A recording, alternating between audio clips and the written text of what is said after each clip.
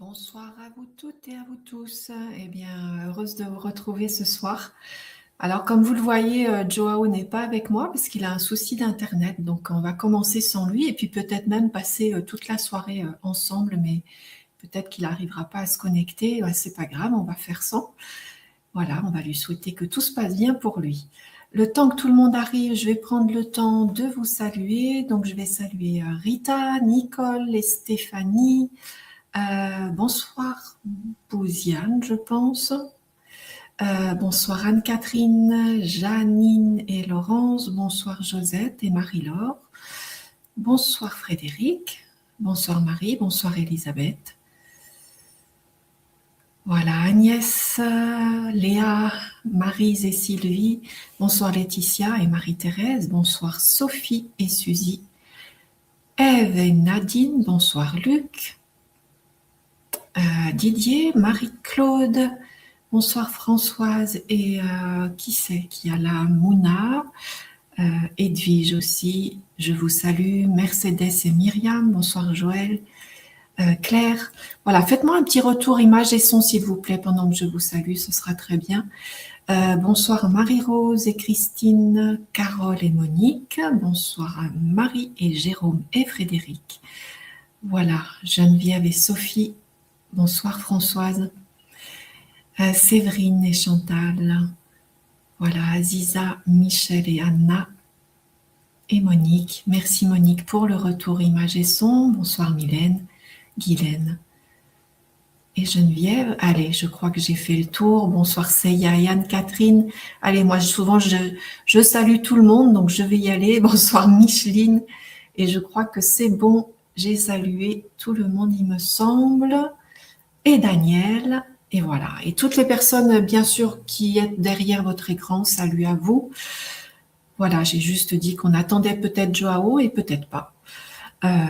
Voilà, en tout cas, nous allons commencer ce soir par eh bien, une conférence où j'ai voulu parler un petit peu de ce qui s'est passé au mois de mai, parce que peut-être que vous vous êtes aperçu que ce mois de mai a été bien brassant, assez intense. Et alors, comme par hasard, mais le hasard n'existe pas, et vous le savez, eh bien, ce mois de mai qui prend fin juste aujourd'hui, puisque nous sommes le 31 mai, si vous vous rappelez, le 1er mai, est-ce que vous vous rappelez du 1er mai? Le 1er mai, nous l'avons passé ensemble, enfin, en tout cas, nous avons passé la soirée du 1er mai ensemble, ceux qui me suivent et qui sont inscrits à ma newsletter. Nous avons passé le Vésac ensemble, le 1er mai, c'était le Vésac. Et il a commencé ce 1er mai avec une pleine lune, la pleine lune du Taureau, bien sûr. Et donc, ce mois se termine aujourd'hui, 31 mai, avec une deuxième pleine lune. Une pleine lune que l'on appelle la pleine lune bleue. Ainsi, notre mois de mai a été encadré par deux pleines lunes, porteuses d'une énergie tout à fait particulière. Et symboliquement, initiatiquement, pourrait-on dire, ben, ça n'est pas rien, évidemment. Ah, je crois que Joao est en train d'arriver. Eh bien oui, allez, on va le laisser arriver. Wow. Ah ben voilà, tu vois, j'ai déjà commencé la conférence, mais oui, bienvenue Joao, voilà notre Merci. intervenant de ce soir. Alors, Eh ben, ça fait 1 heure que j'essaye. Waouh, je sais pas ce qui se, enfin, si, maintenant je sais, parce que j'ai pris un autre ordinateur et du coup, ça marche. Bon, la connexion normalement doit être bonne, hein, mais je suis en Wi-Fi, mais bon, voilà. écoute, moi Donc en fait, je te vois bien, je t'entends bien. c'est pas ma box, tout va bien de ce côté-là. Je pense que c'est une mise à jour de l'antivirus. Ça me l'a déjà fait. J'arrive pas à trouver après le pourquoi du comment, pourquoi ça bloque, et puis tout d'un coup ça remarque. Bon, ben écoute. Donc on va laisser passer la nuit, et puis demain matin, ça devrait marcher. Bon. C'est ainsi. Eh ben, écoute, j'ai salué tout le monde, j'ai pris le temps de saluer tout le monde. Et du coup, on a commencé. Alors, on a commencé un petit peu plus tôt que ce que tu fais d'habitude, mais je pense que tout le monde a dû arriver à peu près. Hein. Oui, non, bah, écoute, aucun souci. Si tu veux continuer d'ailleurs, continue. Moi, je vais à ce moment-là essayer de me reconnecter sur l'autre. Ok, Puis si ça marche, ben, je me couperai ici, je passerai. Voilà, en tout cas, tu as la main, hein, donc ben, voilà, il y a pas besoin de moi, en tout cas. Merci. À, allez, à à tout de tout à suite. l'heure. Hein. Ouais. Ça marche. Je reste connecté là quand même, mais je coupe tout, quoi. Hein. Ok, ok, ok. Voilà, donc j'étais en train de vous faire remarquer que qu'on avait deux pleines lunes au cours du mois de mai. Et ce nom ce soir de pleine lune bleue, on ne sait pas trop à quoi il est lié, mais en tout cas, dans les anciens temps, on disait que cette pleine lune bleue, on la faisait en tout cas remarquer par ce nom-là, parce que c'était tout à fait improbable qu'il y ait deux pleines lunes dans le même mois. Donc c'est un fait suffisamment significatif pour que nous y portions notre attention. Alors le premier mai, je l'ai dit, avec la pleine lune en taureau, ça a été donc pour l'occasion pour nous de nous retrouver, pour fêter le Vesak. Le Vesak, j'imagine que vous connaissez, hein, grande réunion de femmes et des hommes, on pourrait dire de bonne volonté, qui veulent recevoir les bénédictions conjointes du Bouddha et du Christ. Et c'est bien ce qu'on a fait. C'était même une soirée très très forte ce 1er mai, où nous avons reçu donc ces bénédictions du Bouddha et du Christ. Et donc ça veut dire aussi que lors du grand passage de ce 1er mai ont été semées une fois encore des graines de paix, de sagesse et d'amour. Et donc cette intégration, elle se clôture aujourd'hui avec cette pleine lune bleue. Et cette pleine lune bleue, elle a cette particularité qu'elle rencontre une étoile, l'étoile qu'on appelle Antares, qui est l'étoile qui est au cœur de la constellation du Scorpion. Alors Antares, ça mérite qu'on s'y arrête un petit peu et je voulais un petit peu vous parler de ça parce que ça va un peu nous expliquer ce qui s'est passé et dans quelles énergies on se trouve en ce moment. Voilà, Antares, je ne sais pas si vous le savez, mais ça provient de la mythologie grecque. Et Antares, anti-Arès, ça signifie rival de Mars ou rival d'Arès. Alors Arès, c'est qui dans la mythologie grecque? Arès, c'est le dieu de la guerre. Mais plus que cela, il est souvent associé à la violence et au chaos. Et donc son équivalent romain, c'est Mars. Arès, dieu de la guerre, de la destruction, de la brutalité, du carnage, et sa plus grande rivale, c'est Athéna. Athéna, c'est aussi une déesse de la guerre. Mais Athéna est très réfléchie. Elle incarne les aspects positifs de la guerre, entre guillemets. Arès en représente tous les aspects négatifs et plus sombres.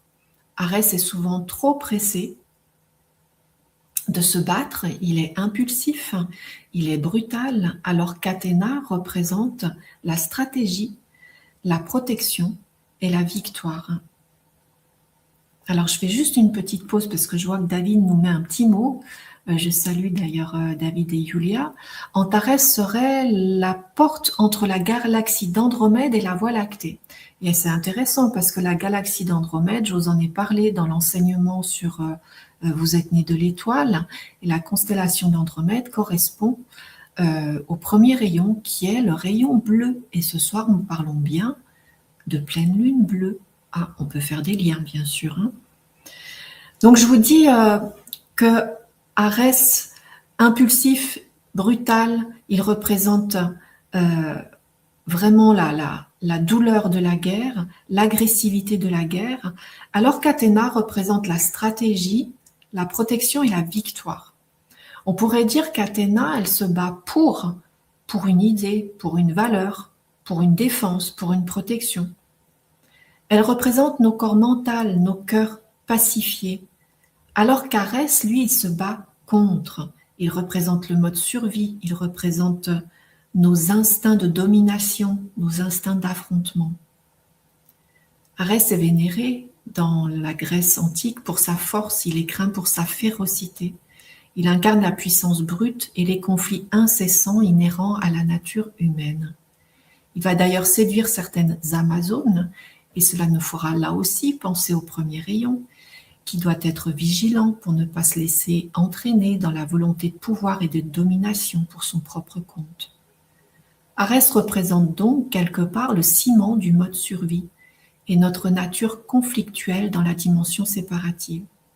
Le domaine d'Arès englobe non seulement les aspects physiques de la guerre, mais également les dimensions psychologiques et morales qui vont avec, pourrait-on dire, et qui façonnent le tissu même de l'existence des mortels.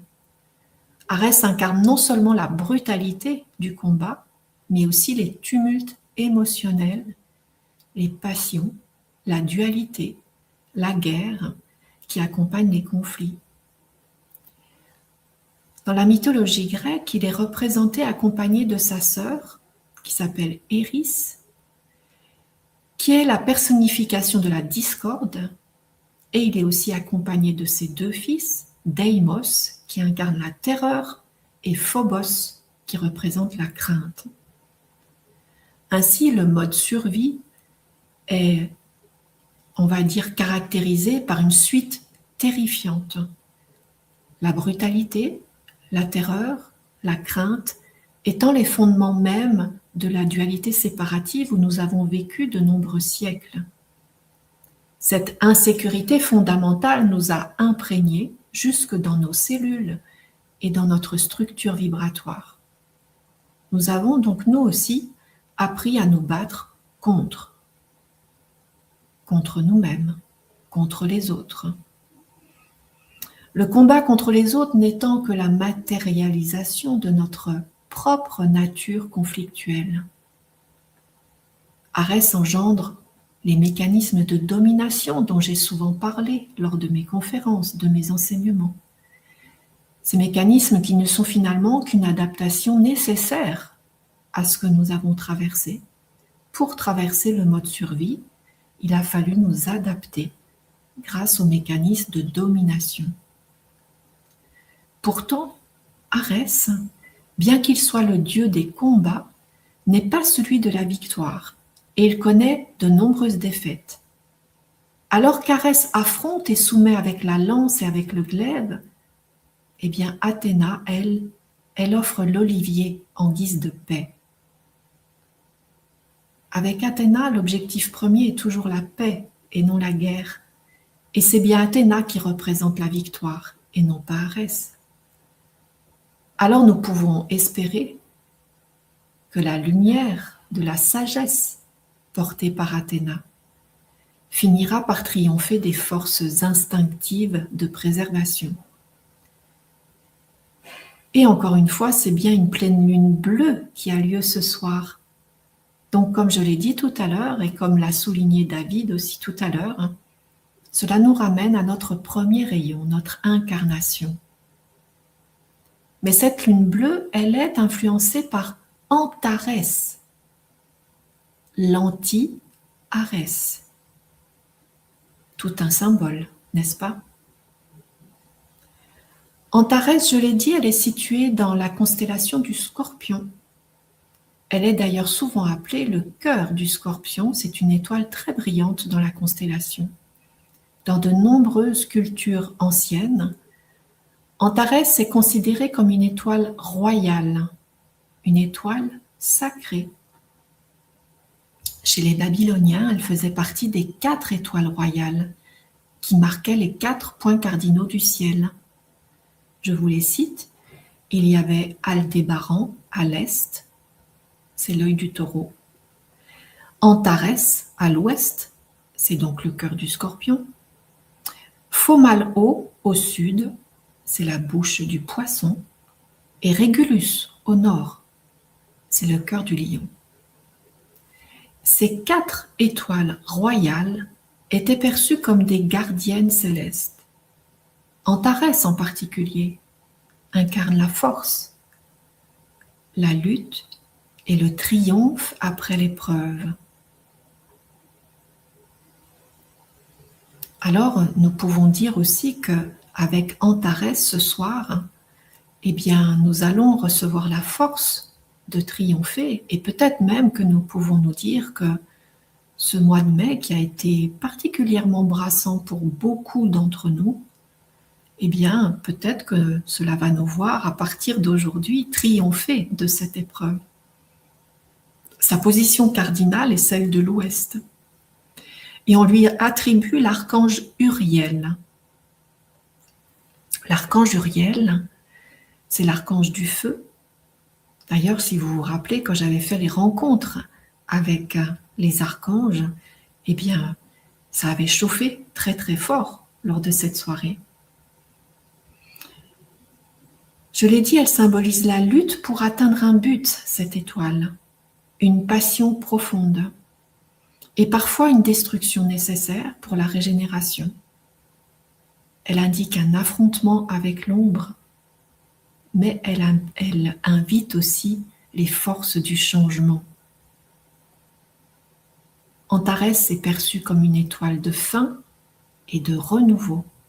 Et donc voici qu'elle termine notre mois de mars. Et l'intégration de la première lune, celle du Vésac.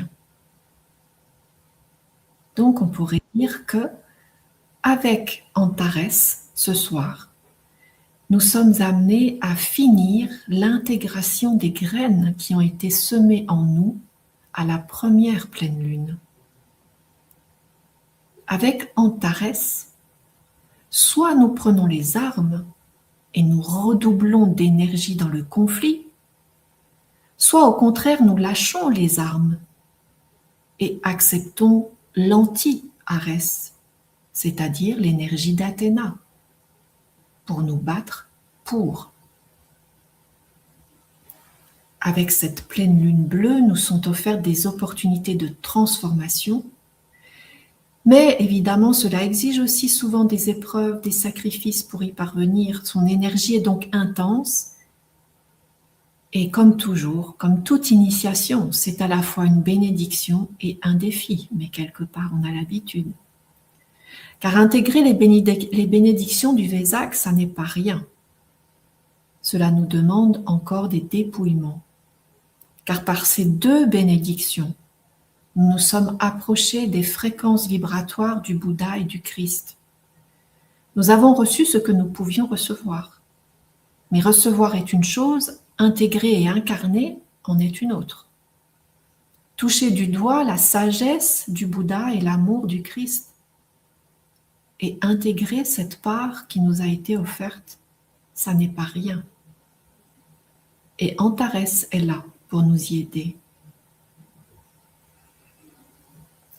Le défi de tout chemin spirituel digne de ce nom, c'est d'intégrer ces deux états, bouddhique et christique.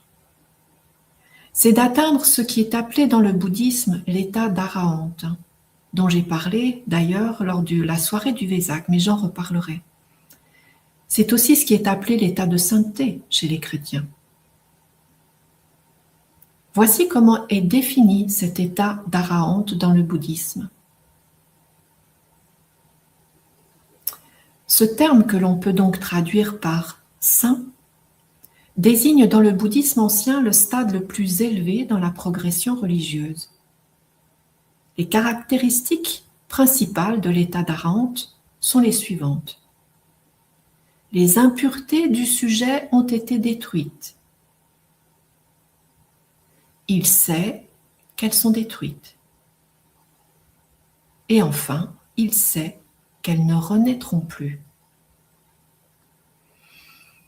En cela, l'Arahant est semblable au Bouddha, mais il existe une différence entre l'Arahant et le Bouddha, c'est que l'Arahant a atteint l'éveil à la suite d'enseignements, alors qu'un Bouddha l'a atteint par lui-même. Quant à moi, je l'ai défini cet état comme étant le point de départ de l'intégration du sage, ce que j'ai appelé le 100%. Quelques mots de rappel, si vous le voulez bien, sur cet enseignement tout à fait particulier que je vous enseigne maintenant depuis plusieurs années, sur le cycle karmique. Je le fais évidemment pour les personnes qui ne me connaîtraient pas. Le cycle karmique, je fais un résumé de résumé. Le cycle karmique se passe en plusieurs parties. Il y a la première partie du cycle karmique qui est appelée l'enfermement karmique. Là, c'est à ce moment-là du cycle karmique que l'ombre est la plus forte, pourrait-on dire. Que la lumière a beaucoup de mal à s'incarner. C'est le mode survie plus, pourrait-on dire. Le œil pour œil, dent pour dent. C'est là où il y a des dettes karmiques. C'est évidemment là où il y a la plupart de nos frères et sœurs humains encore aujourd'hui. Ce qui explique les guerres, ce qui explique les famines et la violence, la pauvreté extrême. Une fois que l'on sort de l'enfermement karmique, débute l'ascension. La première partie d'ascension, c'est ce qui est appelé le cycle karmique évolutif. Ça veut dire que l'âme peut reprendre son évolution. Donc, sous-entendu, en enfermement karmique, l'évolution est arrêtée. L'ascension ou élévation,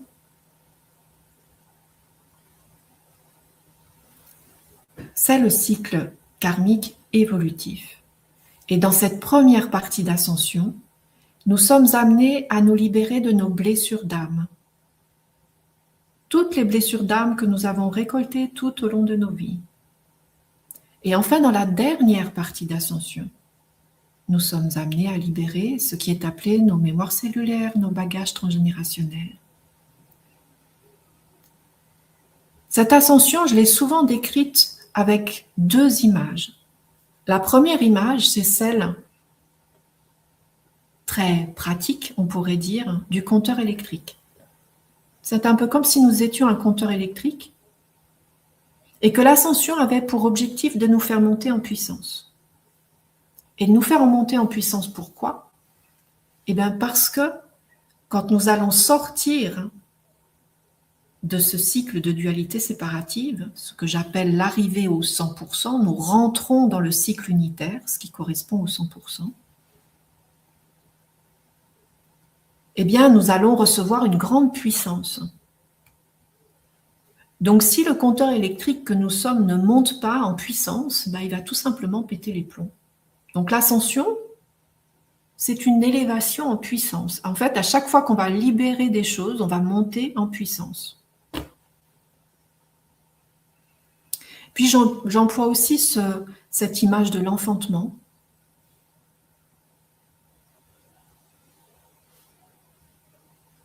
L'ascension, c'est un accouchement de nous-mêmes. Et dans cette ascension, eh bien, il y a des dangers, comme dans tout accouchement. Il ne faut pas que l'enfant reste coincé. Il ne faut pas qu'il meure avant d'arriver. Il faut que tout se passe bien pour que la personne puisse arriver à ses 100%. Et puis, ces derniers temps, je l'ai aussi comparé à la parole du Christ, aux paroles du Christ quand il parlait de la petite graine. La petite graine du royaume des cieux. Et le royaume des cieux, ça n'est rien d'autre que le centre. Le royaume du centre. Se retrouver au centre de chaque chose et être au centre de chaque chose. C'est une autre définition de l'unité. Et cette petite graine, le Christ dit que si elle est jetée dans les ronces, elle ne pourra pas pousser, elle va être étouffée. Et ça correspond à l'enfermement karmique. Il y a tellement peu de lumière qui arrive jusqu'à l'âme que cette petite graine qui est dans l'âme ne peut pas éclore. Par contre, l'ascension, ce sont des bains de lumière. Et ce sont ces bains de lumière qui nous attirent, qui nous font monter et qui nettoient. Et alors, cette petite graine, elle reçoit la lumière. Et donc, elle va grandir et elle va grandir. Mais encore une fois, comme dans de nombreuses paraboles du Christ, on voit que cette petite graine, il faut beaucoup en prendre soin pour qu'elle arrive au bout, pour qu'elle puisse véritablement éclore et s'épanouir. Donc finalement, tout ce cycle karmique, et notamment l'ascension, va préparer à l'état du 100%, à l'état d'Arahant. Donc le début du 100%, c'est le tout début de l'état d'Arahant. Les impuretés ont été détruites lors de votre ascension. C'est le premier constat de l'Arahant. Vous savez qu'elles sont détruites. C'est le deuxième constat. Et vous savez qu'elles ne renaîtront plus. C'est le troisième constat. C'est une chose de constater que nous n'avons plus de blessures d'âme, de mémoire cellulaire, ni de bagages transgénérationnels quand on est rentré dans son nouveau cycle. Mais c'est autre chose d'incarner véritablement cet état. En cela, les bouddhistes parlent d'agrégat. Eh bien oui, même l'Arahant continue à avoir ces agrégats, c'est-à-dire ces corps tout simplement, ces 5 composantes fondamentales qui constituent l'expérience humaine. Et ces 5 composantes, qui sont appelées agrégats, continuent d'exister jusqu'à la mort physique. Et les Bouddhas disent qu'ils continuent d'exister comme la roue du potier continue de tourner par suite de l'impulsion reçue. Ces 5 agrégats, nous disent les bouddhistes, sont la forme, c'est-à-dire notre corps, notre matière, la sensation, la perception, les formations mentales et la conscience. Ainsi, même à l'arrivée au 100%, qui est déjà une victoire, il nous faut incarner cet état du sage jusque dans nos agrégats, donc jusque dans nos corps, nos dimensions physiques, émotionnelles, mentales, spirituelles, alors que nos agrégats continuent de fonctionner comme si de rien n'était. Et c'est bien pourquoi j'ai parlé de rééducation de la personnalité à partir de ce 100%. Le défi de tout chemin, et particulièrement du nouveau cycle, c'est d'intégrer l'état du sage, l'état d'Arahant. Pour cela, il nous faut restructurer nos agrégats. Il ne s'agit plus simplement de purifier, il s'agit de remettre droit. Ces agrégats, finalement, sont imprégnés des restes de nos blessures d'âme, mémoire cellulaire et bagages transgénérationnels. Et c'est bien pourquoi les maîtres parlent de résidus. Il nous faut donc accepter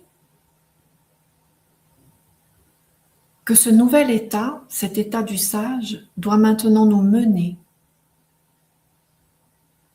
Et pour cela, il va être nécessaire de nous identifier à ce nouvel état.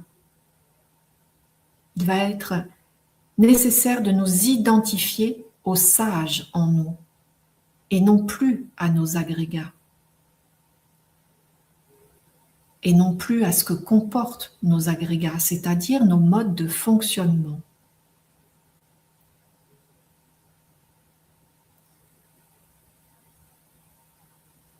Il est nécessaire que notre ego accepte pour cela de lâcher les armes d'Arès. Il nous faut accepter de recevoir l'olivier d'Athéna. C'est bien le message que nous apporte ce mois de mai, entre 1er mai, le Vésac, et ce soir, 31 mai, pleine lune bleue. Acceptons-nous de lâcher les armes ? Acceptons-nous de lâcher le combat pour recevoir la paix ? Nos agrégats, eux, continuent de tourner, continuent de fonctionner comme une roue qui continue de tourner. Ah oui, mais ce qui était possible dans notre ancien cycle ne l'est plus dans le nouveau. Alors nous en revenons à nouveau à une phrase que nous connaissons bien sur le chemin d'ascension. Accepter de lâcher l'ancien. Lorsqu'on est dans ce nouveau cycle, il s'agit de lâcher nos anciens fonctionnements, nos anciennes croyances, nos anciennes protections, nos anciennes certitudes, nos jugements bien arrêtés, notre ancien système, notre ancienne structure. Il ne s'agit pas de ne pas voir, mais nous ne pouvons plus nous permettre d'être dans les mécanismes de domination avec les jugements que cela implique. Passer du cycle de dualité séparative au cycle du sage, c'est passer du mode survie à laisser le Père vous amener ce dont vous avez besoin. C'est passer de la séparation à l'unité. Et lorsque nous franchissons le nouveau cycle, nous ne pouvons plus revenir en arrière. Et pourtant, si nous refusons de lâcher notre ancienne structure, cela nous empêche d'avancer dans notre nouveau cycle. Et cela nous laisse comme entre deux. C'était possible avant de rester tiède. C'est-à-dire, c'était possible de nous adapter en gardant nos fonctionnements et en prenant juste ce qui nous arrangeait dans le sage.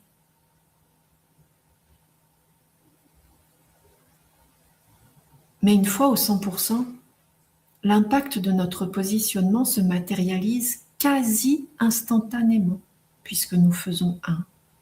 Nous allons en fait apprendre ce que ça veut dire que de faire un. Ce qui explique aussi les soucis que nous rencontrons dans notre dimension matière. Et cela comprend aussi notre corps physique.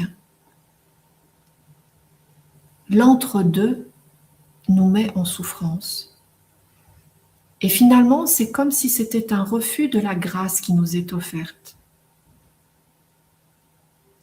C'est à nous-mêmes, évidemment, que nous faisons alors le plus de mal.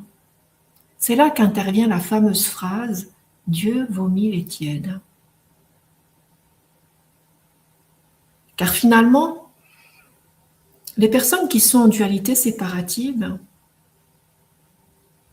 et celles qui apprennent à jouer avec les lois de cette dualité séparative, eh bien, peuvent parfois se sentir très bien. Alors parfois, pas tout le temps quand même. Mais il y en a certains qui se débrouillent très bien. Et il y en a qui continuent à être complètement endormis et qui font comme si rien ne se passait dans le monde. Les gens qui sont au 100%, c'est-à-dire dans la dimension unitaire, et qui acceptent l'acceptation totale de ce qui est, reçoivent la grâce et la légèreté dans leur vie. Mais l'entre-deux, eh bien c'est là le plus douloureux. Alors le 1er mai, si vous vous rappelez bien, lors du Vesak, eh bien j'avais dit que ces énergies allaient s'étaler sur tout le mois de mai. Et on a aussi beaucoup été brassés pour que nous fassions le choix de déposer les armes.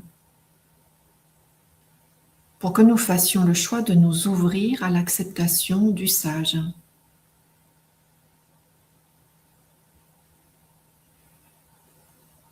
Accepter que tout est juste. Arrêter de vouloir changer les choses, arrêter de vouloir changer les êtres. Vivre l'épanouissement dans son présent, dans sa présence. C'est tellement simple en vérité que nous continuons à souffrir alors que cela n'est plus nécessaire. Déposer les armes d'Arès et recevoir la paix d'Athéna,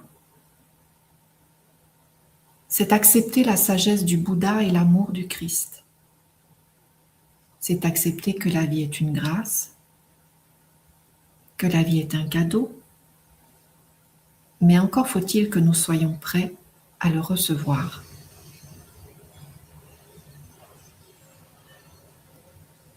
Et dans cette optique, eh bien, j'ai mis en place un cadeau pour vous. ces derniers temps, je vous ai beaucoup sollicité. Vous m'avez beaucoup vu. Et je vous ai demandé d'intégrer ou de réintégrer beaucoup, beaucoup d'énergie. Alors, il m'a semblé vraiment important que vous receviez aussi de ma part un cadeau. Et donc, j'ai mis en place un enseignement particulier sur les archanges. Alors, les archanges de la rayonnance sacrée, puisque ces derniers temps, nous avons retravaillé ensemble au cours d'enseignements très, très denses la rayonnance sacrée. Et ils ont même tellement été denses, ces enseignements, que j'ai eu très, très peu de temps pour vous parler des archanges. Donc, du coup, j'en ai parlé à Joao et je lui ai dit, écoute, moi, j'aimerais bien faire une soirée dédiée aux archanges de la rayonnance sacrée, mais les offrir à ces personnes qui me suivent depuis très longtemps, depuis certains depuis plusieurs années. Et voilà que ça a été mis en place. Donc Joao, je ne sais pas s'il va pouvoir me rejoindre là maintenant. Du coup, si, il est là. Ah, tu as récupéré ta place, Joao. Donc tu vas peut-être pouvoir du coup... ouais, super. C'est magique, démarrer, ça marche. Alors, si vous avez envie de poser des questions par rapport à ces temps du moment et témoigner, allez-y. Et puis pendant ce temps, Joao, tu vas mettre le lien peut-être de l'enseignement, c'est ça? Oui, alors, en écoutant ce que tu dis, on en a discuté brièvement, peut-être qu'il aurait fallu qu'on approfondisse un petit peu plus du coup. Parce que, alors, tu me dis, moi, si c'est OK. Moi, j'ai mis cet enseignement sur le dernier atelier de la rayonnance sacrée. Et donc, tous ceux qui ont fait la rayonnance sacrée, du coup, ils vont y avoir accès automatiquement. Ça va être disponible dans votre espace membre et vous recevrez un mail vous indiquant la date. La date, c'est le 17 juin, on a le temps encore. Hein. Je ne sais pas si c'est pas le 16, non? Non. Attends, je vérifie ça ensemble. Ah, c'est toi qui as raison. C'est le 16. Oui, c'est le 16. Bon, j'ai mis le 17, c'est pas grave, on corrigera. Donc, effectivement, c'est le 16. Voilà, donc tous ceux qui sont déjà inscrits à la rayonnance sacrée, vous n'avez pas besoin de vous réinscrire puisque vous avez automatiquement, vous allez être informé automatiquement des liens, etc. Ça va être dans votre espace membre, dans l'espace membre de l'atelier, donc de la rayonnance. Vous vous connectez à l'atelier de la rayonnance sacrée, la dernière, et là, vous aurez, vous avez 3 vidéos en replay, sur les 3 premiers ateliers, et vous allez avoir le 4e qui va s'afficher et qui aura lieu donc le 16 juin. Et oui, tu as quelqu'un qui demande, parce qu'elle a dû faire la rayonnance sacrée il y a longtemps. Alors, est-ce que c'est OK pour elle? Je ne sais pas. Moi, je trouve ça bien, hein, Joao. Hein. Moi, je m'en fous. Hein. Moi, je m'en fous. Si c'est possible au niveau de l'organisation pour toi, les gens qui ont suivi la rayonnance il y a longtemps, oui, parce que moi, c'était vraiment l'idée de vous remercier aussi de votre fidélité, parce que ça fait bien longtemps maintenant. Remercier tout le monde, il faut faire les choses différemment à ce moment-là. Et il faut créer un atelier à part. Et là, mais là, après, c'est pas évident parce que moi, je ne suis pas capable, dans ma base de données, de dire, tu vois, de segmenter, de dire, voilà, vous, ça fait longtemps, donc voilà, ceux qui font l'école de vie cette année, pour la première fois, moi, je ne sais pas les sortir qui vont pas enchaîner, c'est ça le truc. C'est pas faire. Maintenant, ce qu'on peut, c'est, on met tout, on ouvre tout, et puis, après, écoute, les gens se débrouillent. Moi, à la limite, ça, je veux bien. Hein. Ouais, ça peut être bien. Ça peut être bien. Écoute, on fait ça. Donc, du coup, je ne vais même pas vous renvoyer sur le lien qui a été préparé pour ça. C'est vrai qu'on en a discuté brièvement, du coup, Oui, oui, oui. Il y avait ça, beaucoup c'est de tout choses. ça. Mais de la façon où tu l'as annoncé, où tu l'as dit ce soir, et puis je sens, en fait, la manière où toi, tu as envie de le poser, voilà, je pense que j'ai pas mal interprété. Bon, bah, on ouvre à tout le monde, et puis point, basta, et même ceux qui te suivent pas depuis des années, bah, ils ont accès, et puis c'est pas Ben, grave, ça et leur tout. donnera peut-être envie de me suivre un peu Tout plus. va bien, aucun problème. Donc, la date, c'est le 16. Oui, Euh, voilà, et puis bah, ça sera l'occasion que vous fassiez. À ce moment-là, on fait ça comme une conférence. oui, ça peut, bien sûr, tout à fait. Oui, oui. Et moi, je peux. euh, Comment je peux faire ça? Ce serait mieux. Parce que si on fait ça comme une conférence, si on fait ça comme une conférence, ben, vous avez accès tout le temps via le replay de la conférence. Hein. Voilà, par exemple. C'est ça. Voilà. Et c'est pas dans l'espacement. Bon, voilà. Donc, L'idée, c'est vraiment, donc je vois Laurence qui dit un petit prix pour ceux qui n'ont pas suivi l'enseignement de la rayonnance sacrée. Bah, allez-y, si vous voulez suivre l'enseignement de la rayonnance sacrée, allez-y. Je pense qu'il y en a pour beaucoup qui vont pouvoir témoigner que c'est vraiment un super enseignement. Et encore une fois, pour moi, c'est pas des outils à mettre dans votre boîte à outils, c'est beaucoup, beaucoup, beaucoup plus que ça, puisque c'est la lumière, la rayonnance sacrée. Et ça vous permet de créer autrement dans vos vies. Donc il y a beaucoup, beaucoup de bienfaits à retirer de ces enseignements. Mais en tout cas, pour les personnes qui n'auraient pas suivi la rayonnance sacrée, l'idée c'est aussi qu'on puisse avoir une soirée déjà tous ensemble, et puis une soirée aussi où on va se régénérer en compagnie des archanges. Donc c'est aussi ça l'idée, parce que ça brasse tellement en ce moment que c'est aussi pour ça que je l'ai mis en place, hein, pour faire du bien, pour faire du roudoudou, on va dire. Voilà, ça fera du bien à tout le monde, je pense. je vais vous mettre le lien pour la rayonnance sacrée si vous ne l'avez pas fait. Voilà. Alors, si vous ne l'avez pas fait, et puis, en fait, bon, on va revenir là-dessus à la rentrée, on va revenir là-dessus, histoire de mieux structurer un petit peu tout ça, parce que ça a été un petit peu, enfin, ça n'a pas été fouillé, mais ça mérite d'être organisé d'une façon peut-être plus, comment dire, plus logique. Enfin, c'est mon cerveau d'homme qui dit ça, je ne sais pas. Mais bah voilà, parce que on a fait l'initiation, Oui, voilà. Et l'initiation, finalement, ça serait le 4e atelier de la rayonnance, puisque c'est le 7e rayon. euh...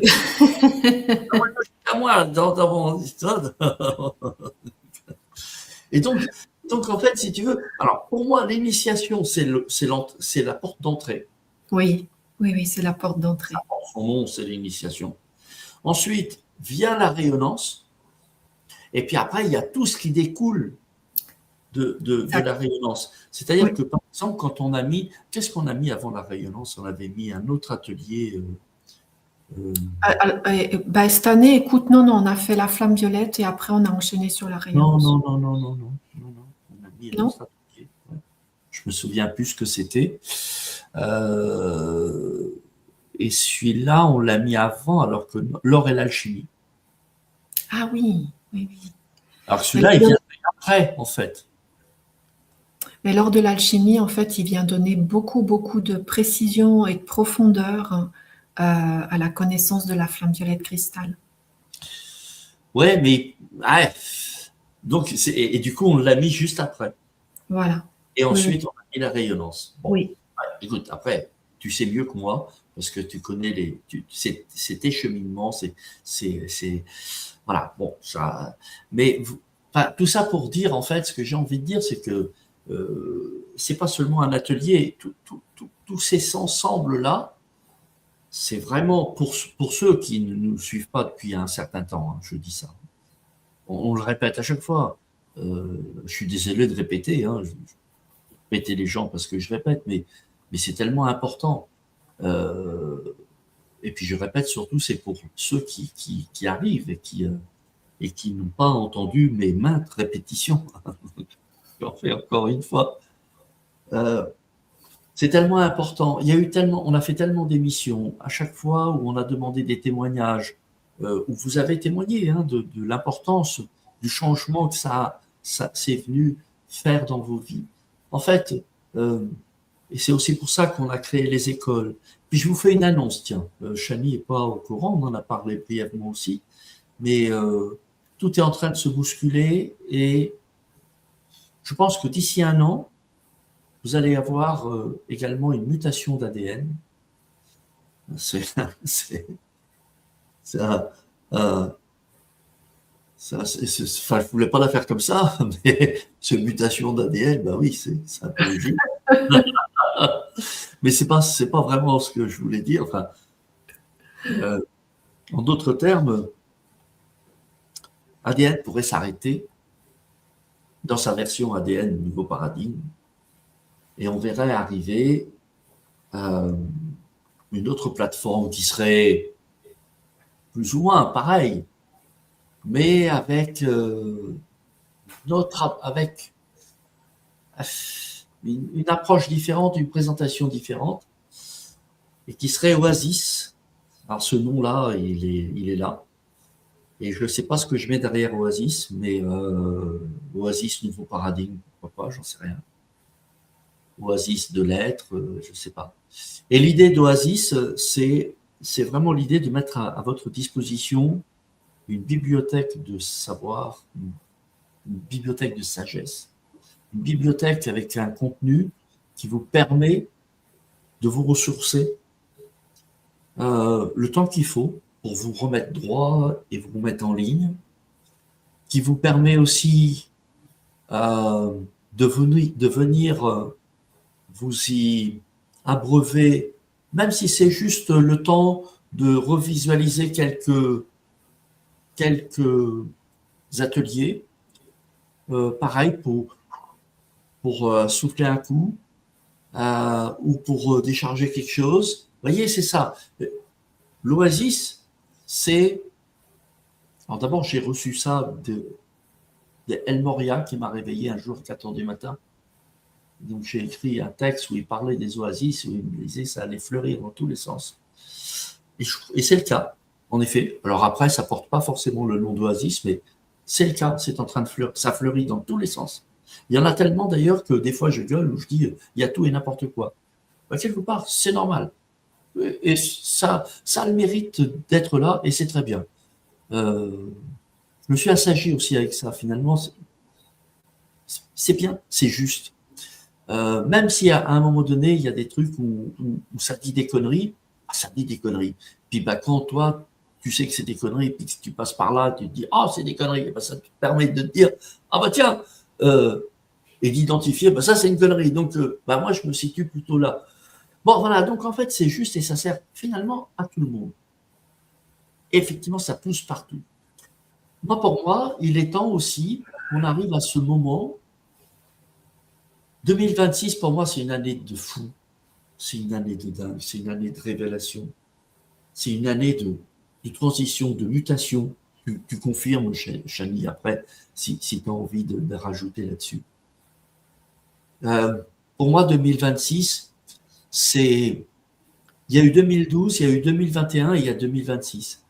Et je ne l'attendais pas comme ça, mais elle est juste folle, cette transition-là qui est en train de se mettre en place.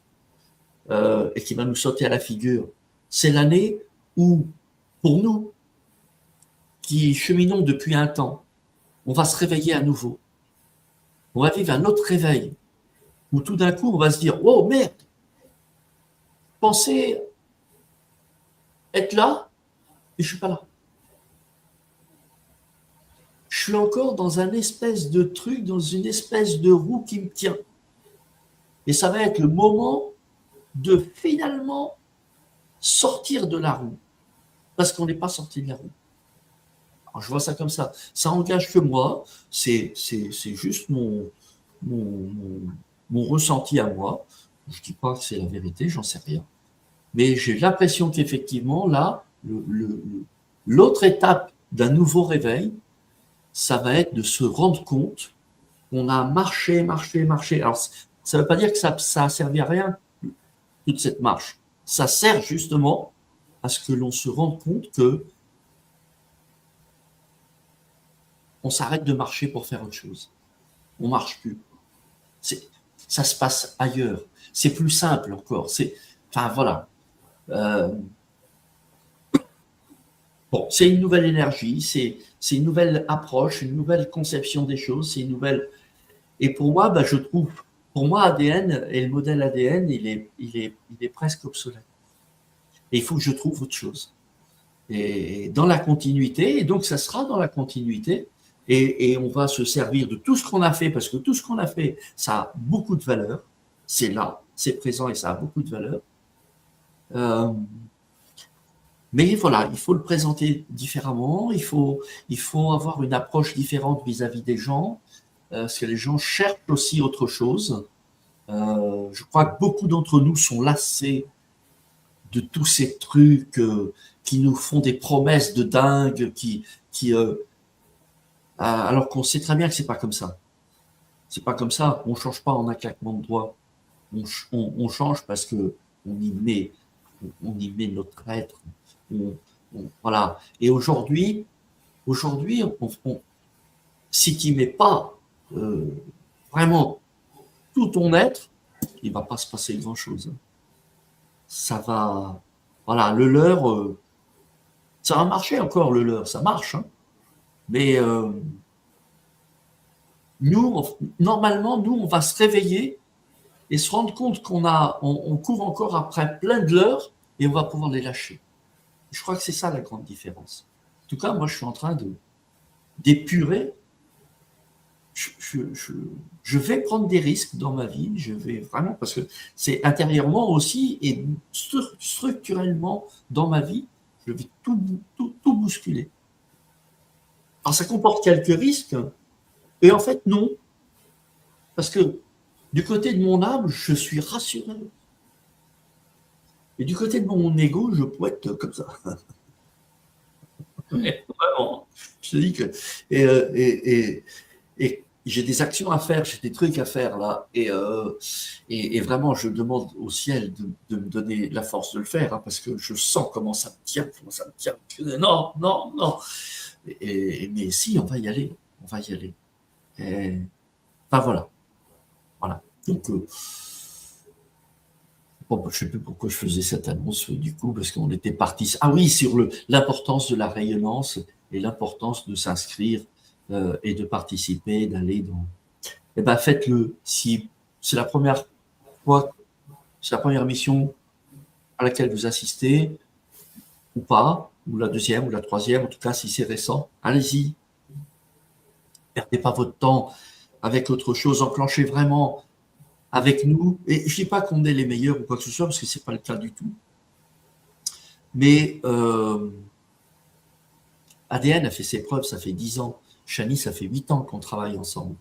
On a des personnes qui nous suivent depuis le début et qui ne s'arrêtent pas. L'année prochaine, ça va être l'année 6 de l'école de vie. Et je sais que vous allez continuer. Et je sais que vous n'avez pas envie de vous arrêter. Et je trouve ça tout à fait logique d'ailleurs.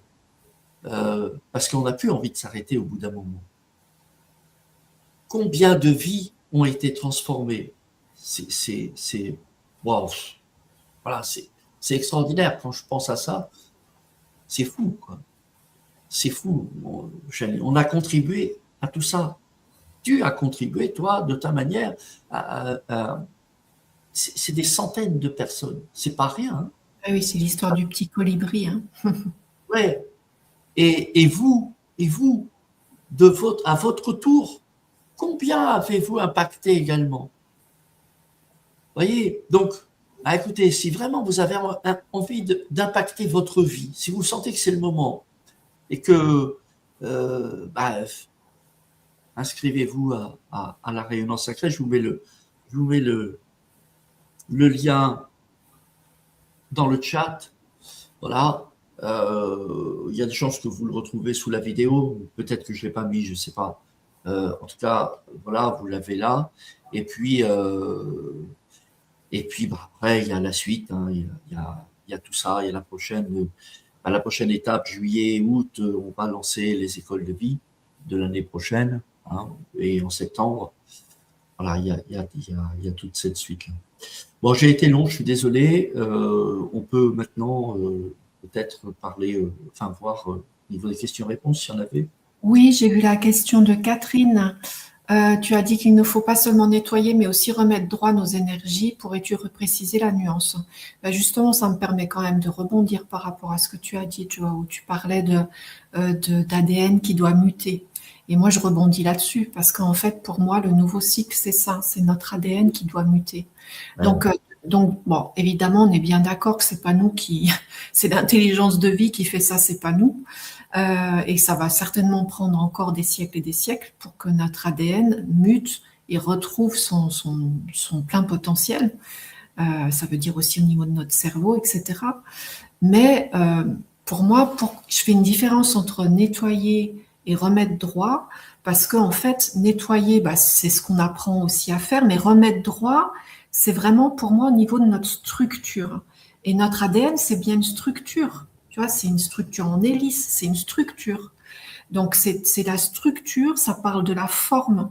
Et donc, on a nettoyé, c'est-à-dire on a monté, hein, on a fait l'ascension, on est monté, mais maintenant, quand Joao, tu dis que quelque part, c'est une nouvelle naissance, là où je te rejoins, c'est que maintenant, il s'agit de l'incarner véritablement. Donc, tout le savoir qu'on a engrangé, etc., là, il faut que ça nous imprègne et que ça nous et on peut plus faire de différence entre notre structure et ce que l'on sait et ce que l'on porte comme information. Donc c'est pour ça d'ailleurs que le début du 100% est très impactant et très chamboulant, parce que c'est un autre nettoyage, c'est plus au même niveau que ça se passe. Et il y avait Françoise d'ailleurs qui mettait un petit mot juste avant aussi, qui disait qu'elle remarquait que l'observateur était de plus en plus là. Mais oui, mais l'observateur, c'est notre vraie nature. Donc cette vraie nature, finalement, il ne doit plus avoir de différence entre cette vraie nature et puis notre vie, et puis la forme que prend notre vie. Et c'est ça c'est ça qui fait que ça bouge beaucoup et que ça chamboule beaucoup, y compris au 100%. Même si, quand même, quand on a fait ce chemin-là, il y a quand même, nous disent les maîtres, ce 100%, c'est quand même une grâce normalement. Alors j'ai vu Marie-Béatrice aussi, hein, qui mettait un petit mot en disant moi je dois être dans l'autre deux et c'est super douloureux. Et oui, c'est vrai que je l'ai dit, hein, ce mois de mai a été vraiment particulier. Quand je dis qu'il n'y a plus de tiédeur possible, c'est entre guillemets, c'est chaud, hein, parce qu'on ne sait pas ce que c'est de ne pas être tiède. Hein. On ne sait pas. Eh bien, on va apprendre. On va apprendre. Donc, on a encore des choses à apprendre, hein, ça c'est clair. Hein. Ça c'est clair, on n'est qu'au début. Apprendre à incarner qui on est, c'est toute une histoire. Hein. Mais on est aidé et on est soutenu pour ça, grandement, en même temps. Oui, oui, grandement. Donc non, c'est vraiment tout un cheminement. Mais pour moi, c'est comme si c'était un nouveau chemin qui s'ouvre, en fait. Hein. Quand on est au 100%, on entame un autre chemin, qui est le chemin, je l'ai dit, hein, qui est le chemin de la réalisation. Donc se réaliser, c'est pas rien. Et oui, ça. C'est ça, et c'est ce que j'appelle sortir de la roue. Oui, oui, mais c'est ça. Bien sûr.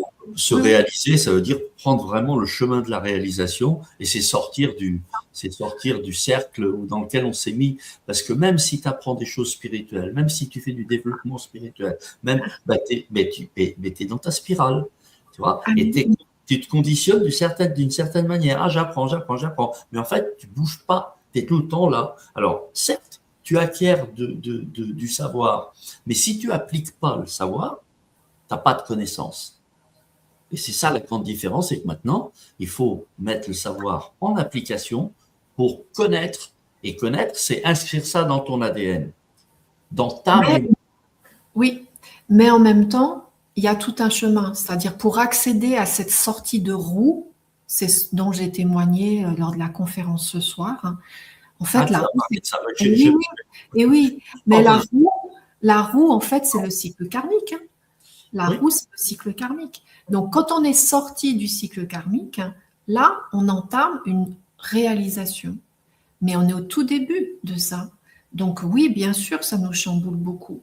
Et bien sûr que si on est au milieu, entre deux, ça chamboule encore plus.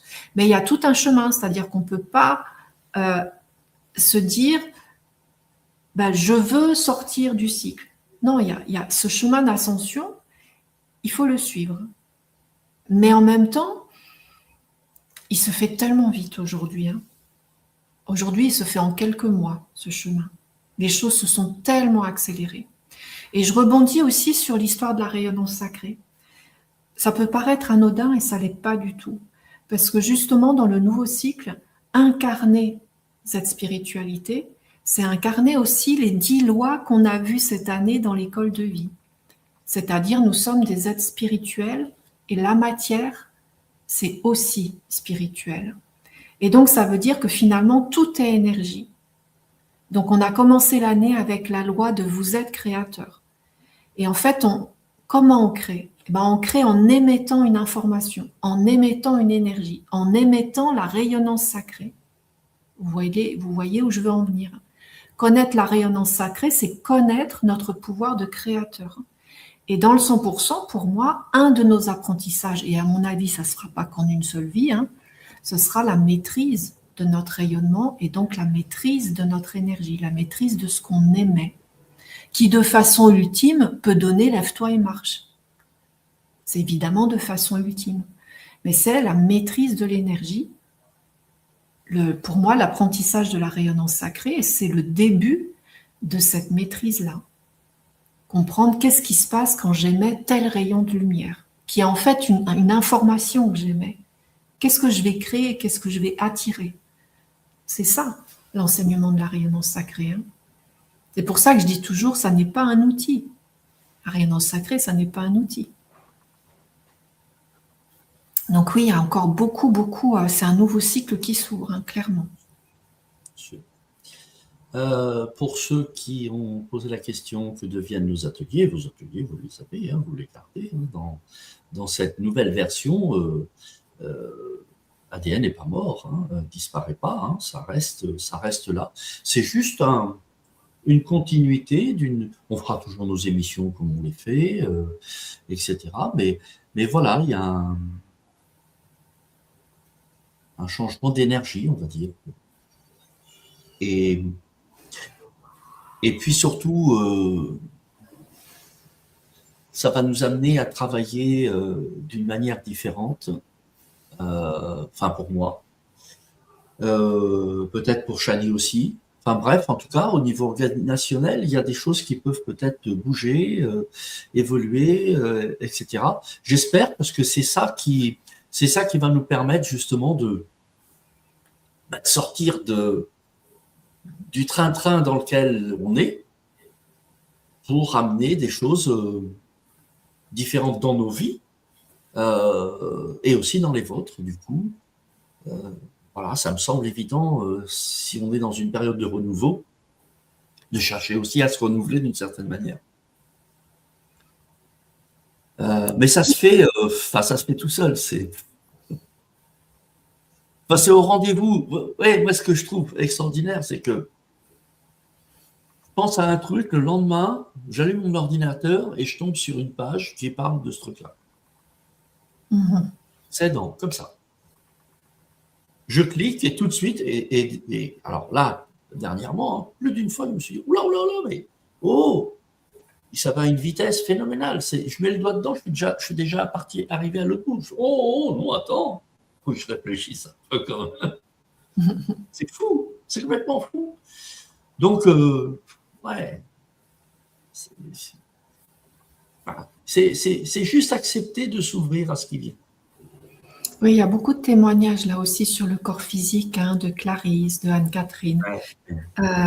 Oui, c'est vrai que ça... Une autre personne aussi qui disait qu'il y avait eu pas mal de décès. Moi, j'ai eu plein de gens qui ont déclaré des maladies. Enfin, oui, ça a beaucoup brassé. Ça brasse beaucoup aussi au niveau du corps, mais ce qui est normal, puisque c'est ce que j'ai dit. Là, en fait, le 100% correspond à la dernière étape de l'alchimie, l'œuvre au rouge. Donc, c'est vraiment la vibration mariale et christique. Mais le corps fait partie de cette élévation. Donc effectivement, nos corps sont brassés aussi, hein, c'est vrai. Et il y a des réparations qui se font d'elles-mêmes aussi. Voilà, il y a plein de belles choses aussi. Hein.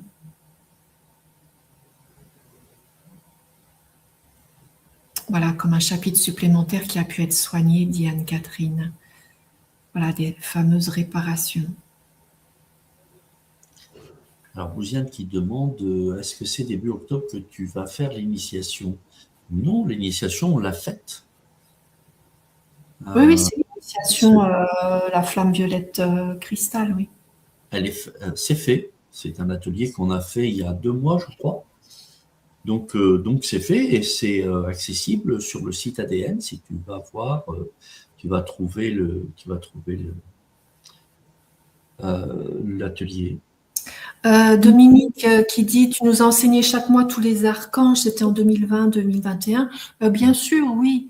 Alors la même chose, c'est jamais la même chose, mais c'est un concentré sur une soirée pour tous les gens qui ont fait la rayonnance avec moi cette année.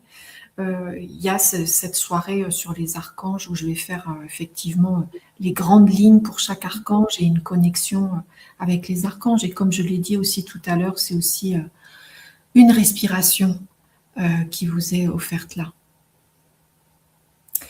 Et oui, Laurence, tu dis, est-ce que ça implique une rééducation de nos comportements? Complètement. Ah mais oui, bien sûr. Ah, et ça, c'est un très gros morceau. Oui, mais oui. Là, on parle vraiment de personnalité. Hein.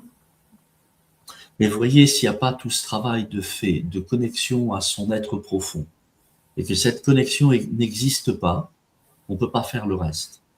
Pour que cette connexion puisse exister, pour qu'on puisse venir à la source, d'une part se ressourcer, d'autre part prendre conseil, d'autre part venir se reposer parce que ça brasse à fond quand on va dans l'expérience. Voilà, et c'est ce va-et-vient dehors-dedans qui fait que à chaque fois dehors, on poussera les murs un peu plus loin, un peu plus loin, un peu plus loin. Et c'est ça demain. C'est pas seulement rester dedans et non, c'est vraiment dehors, dedans, dehors, dedans. Je pousse l'expérience. Je suis fatigué, j'ai le réflexe de revenir à l'intérieur pour me ressourcer auprès de qui? Auprès de l'esprit qui m'anime, auprès de la vie, auprès de Dieu qui est en moi. Et si j'ai pas construit ce lien, comment je fais? Donc, tout ce qu'on a fait jusque-là, c'est la construction de ce lien. Entre autres. Mais Laurence dit, maintenir la connexion dans le quotidien n'est pas toujours simple, des conseils. Pour moi, je l'ai dit, encore une fois, dans le nouveau cycle, c'est au niveau des formes pensées qu'il faut travailler. Parce que les formes pensées, c'est ce qui a construit notre structure, y compris notre ADN. Donc, c'est au niveau des formes pensées qu'il faut travailler. Parce qu'on a obéi à des formes pensées de séparation, c'est-à-dire, effectivement, dans le quotidien. C'est quoi le quotidien? Le quotidien, c'est la matière. Donc, nous, on a appris en cycle de dualité séparative à être séparés.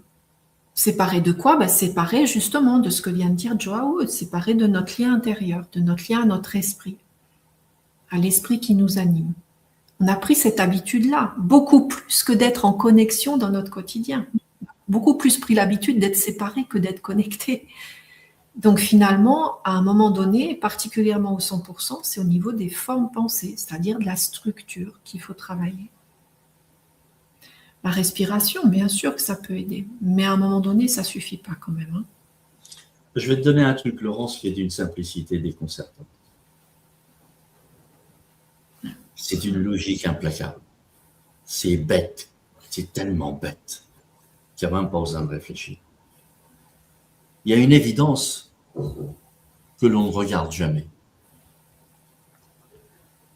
C'est ce qui fait que des milliards d'êtres humains cherchent Dieu dehors. Alors que tu es vivant et que Dieu, c'est la vie.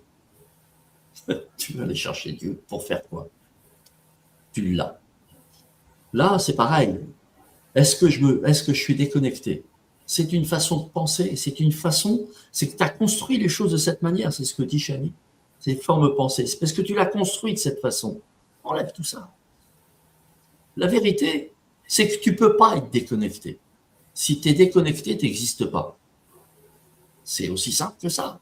Donc, tant que tu existes et que tu te réveilles le matin, tu es connecté. Maintenant, que tu fasses, que ton ego prenne, allez, pour le schématiser comme ça, ou que tu fasses des choses ou que tu ressentes des choses, là encore, parce que tu estimes qu'en fait, quand tu es malheureux, tu n'es pas connecté. Ah, si. Tu as le droit d'être malheureuse, tu as le droit d'être triste, tu as le droit de pleurer, tu as le droit de vivre ton émotion. Tout ça, c'est divin. Tout ça, ça fait partie du tout. C'est juste comment tu le vis, comment tu le regardes. Et quand je dis tu reviens à l'intérieur pour te ressourcer, c'est parce que tu as pris gros sur l'expérience, tu reviens pour retrouver la paix tranquillement, et puis pour pouvoir revoir, voir ce que tu as fait et pouvoir y retourner avec d'autres solutions. Donc, tu es déjà en train de faire ces changements intérieurs. Tu vois, c'est plus ton inconscient qui te fait agir. C'est un autre espace de toi qui vient, qui réfléchit, qui machin, etc. et qui prend la main sur cet inconscient qui est la réaction. Mais ça, il faut le détricoter dans la tête. Et tu peux te dire une chose, chercher Dieu, tu n'en as pas besoin, il t'habite. Non, c'est bête, mais c'est con, mais c'est vrai. C'est d'une bêtise phénoménale. On cherche. Il n'y a pas besoin de le chercher, il est là. Sinon, tu n'existes pas. Ça, c'est la première. Donc, tu as juste à parler à Dieu. Il est là. Il est obligé de t'entendre. Enfin, c'est même pas qu'il est obligé. Il t'entend. Tu es là. Donc, voilà. Ça, c'est d'une simplicité phénoménale. Penser que être triste, être dans l'émotion, avoir des mauvaises pensées, etc., c'est être déconnecté, c'est faux. C'est pas vrai. C'est juste que il y a des habitudes qui font que ton cerveau va encore faire ce genre de choses. Mais c'est OK, pas de problème. Si tu y mets des problèmes, là, tu génères des problèmes. Tu te mets des angoisses alors qu'il n'y a pas besoin d'en mettre. C'est ça la miséricorde, c'est ça la compassion. Et c'est ça, charité commence par soi-même. C'est de s'autoriser à ce que tu aies des pensées un peu, bizarres. Et puis, tu rentres chez toi. Et moi, combien de fois je lui dis à...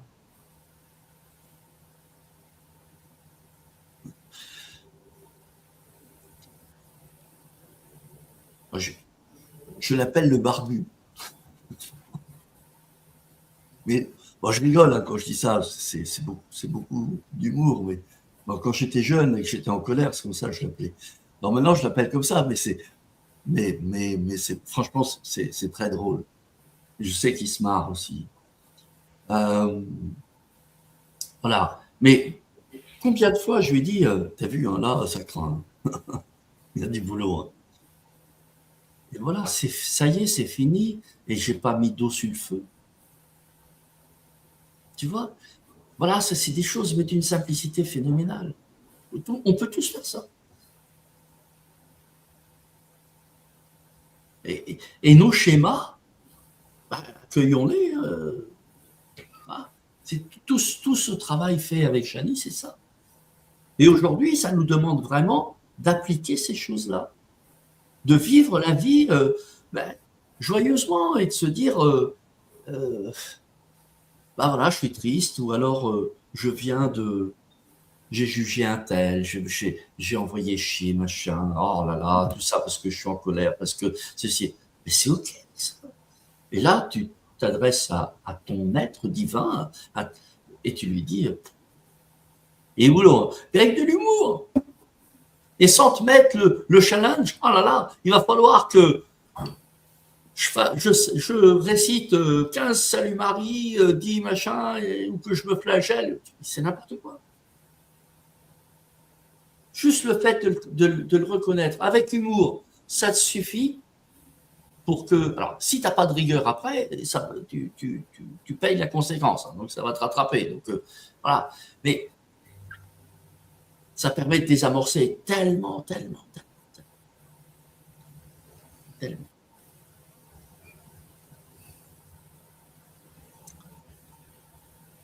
Et il y a Claire aussi qui dit, il y a aussi une rééducation des mécanismes du couple comme une nouvelle entité à laisser émerger. Ça, c'est clair. Ça, c'est clair, Claire. Ah oui. Un nouvel homme, nouveau couple. Hein. Donc, il y a du boulot aussi. Je confirme. Oui. Ben, ce couple intérieur. Mais comme je vous l'explique là, hein, avec tellement de simplicité, d'humour, sans gravité. Vous vous rendez compte, on met de la gravité dans nos façons d'être. Vous êtes engagé, vous cheminez, voilà. Et puis vous n'y arrivez pas parce que vous heurtez à des schémas qui sont ancrés depuis des millénaires. Tu m'étonnes que c'est pas aussi simple que ça, à enlever ça. Hein. C'est ça. Et en plus, c'est collectif, c'est ancré, c'est chaud, quoi. Et on est dans une matrice, en plus, avec un Lucifer et un diable qui te tire dans les deux sens, comme ça, et qui te... Waouh, c'est... Si, en plus, on y met de la culpabilité, on y met du challenge, on y met de l'attention, on y met... Ah on n'a pas fini. Hein. Alors là, c'est foutu. Ah ouais, faut se parler. Même si des fois, c'est vrai que des fois je suis en colère. Hein. Ah là là, t'as encore fait n'importe quoi, c'est n'importe quoi. Mais pourquoi tu fais ça? Et puis finalement, mais de moins en moins. Je me ravise maintenant beaucoup, où je me marre et je me dis bon, ouais, c'est pas grave. Pourquoi? Parce que je sais que j'ai arrangé tellement de choses là dernièrement. De cette manière, en se détachant. Je crois que 2026, c'est un peu ça. Il y a un truc, en tout cas, qui va naître sur le nouvel ADN, c'est ce côté...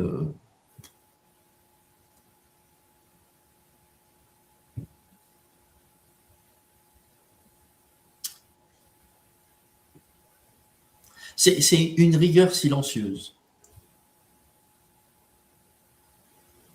Mais de ne pas faire un monde d'un truc. C'est vrai, on parlait de nouveaux couples. Si dans nos couples, on ne faisait pas un monde du moindre petit détail que l'autre fait, que tu repères et qui ne te plaît pas, que tu montes en épingle, et souvent tu crées un problème d'une petite pétouille de rien du tout qui en fait...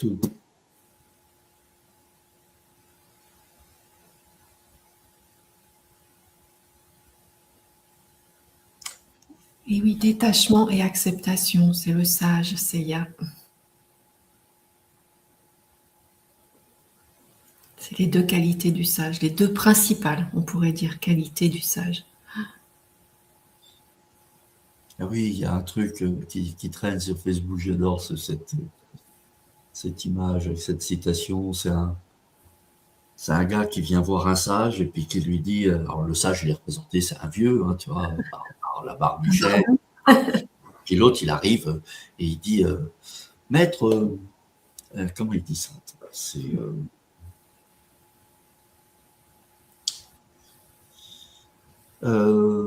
si je comprends bien, pour être en paix, il ne faut pas contredire l'idiot ou celui qui a le con. Quoi. Et l'autre, il fait en effet, le mieux, c'est de faire comme ça, machin, rien. Et là, l'autre, il répond ah non, je ne suis pas tout à fait d'accord. Et le maître, il fait eh bien, tu as raison. C'est ça. Je ne te contredis pas, tu as raison. Et la leçon, c'est génial ce truc. C'est ça. Et je crois que si nous savons faire ça, oh bah c'est beaucoup plus léger, c'est sûr. Hein. Avec nous-mêmes, avec les autres, du coup, dans notre famille, Parce que ce qui est important, c'est pas, c'est les relations qu'on a avec les uns et les autres, hein. Nos relations à nous tous, hein.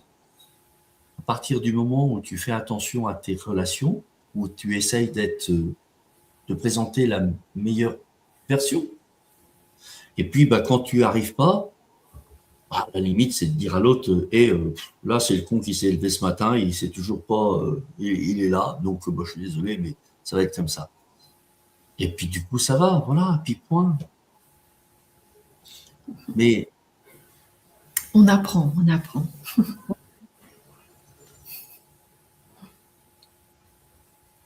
voilà, eh ben écoutez les amis, je ne sais pas si vous avez encore des questions, apparemment non. Donc, eh ben, je vais aller préparer un mail pour demain avec le replay.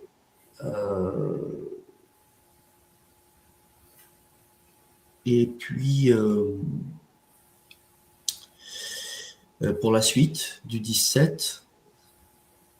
Du Voilà. 16, du 16. Du 16. Et puis, je vais voir comment j'organise ça au mieux pour que tout le monde s'y retrouve. Voilà, mais considérez que le 16 juin, vous avez un atelier gratuit auquel peut-être je vais créer une inscription pour que vous l'ayez quand même dans l'espace membre. Voilà, plutôt que de le laisser sur YouTube, je vais voir comment j'organise ça.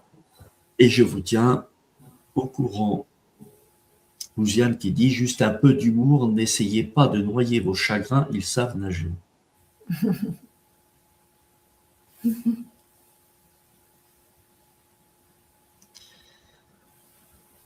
Ok, super. Eh ben, écoute, Chani, le mot de la fin. Eh bien, écoutez, on va se retrouver donc le 16. Ben voilà, le 16, donc, c'est bien le 16. Ben oui, pour un petit temps tous ensemble. Et vous pourrez d'ailleurs, pour ceux qui ont suivi la rayonnance, j'en profite aussi pour vous dire, comme il n'y a pas eu de soutien pour la rayonnance, si vous avez des questions à poser ce soir-là, posez-les, bien sûr. Hein. Il ne faudra pas se gêner. Voilà, mais sinon, on se retrouve tout bientôt. Et Oui. donc, merci, mais je le redirai le jour, enfin le 16, je le redirai, mais voilà, merci pour votre fidélité aussi. En termes de soutien pour la rayonnance, on peut le faire pour ceux qui sont dans l'école de vie, en tout cas. Oui, ceux-là, ils posent les questions quand ils veulent, mais voilà. Super, merci à toutes et à tous. On se retrouve maintenant en juin, puisque on est arrivé au bout de mai. Ça passe vite, vite, vite. On se retrouve, je ne sais plus, ce sera le 7, ça. Ce sera le 7 juin. On se retrouve avec Romane pour faire le point sur les énergies du mois de juin, vu par la numérologie. Donc, c'est un mois 6 sur une année 1. Et on fera le rapport de ce mois 6 par rapport à votre année personnelle. On a déjà un enregistrement qui est fait avec tout le détail. On viendra juste faire une approche un peu plus là-dessus. C'est un moment aussi où chacun et chacune partage son vécu pour qu'on puisse voir un petit peu ce qui s'est passé en mai par rapport aux prévisions de mai. Est-ce que ça a collé? Et puis par rapport aux prévisions de juin, qu'est-ce que vous en pensez, etc. Bon, voilà, c'est une prise de température. Bon, ça fait 2-3 fois qu'on fait ce genre d'émission. Ça plaît, on passe des moments vraiment super sympas de partage. Donc, n'hésitez pas. Si vous ne savez pas quoi faire dimanche prochain, on est là. En attendant, bonne fin de soirée à toutes et à tous. Bonne semaine et à très bientôt. Bonsoir. À très bientôt.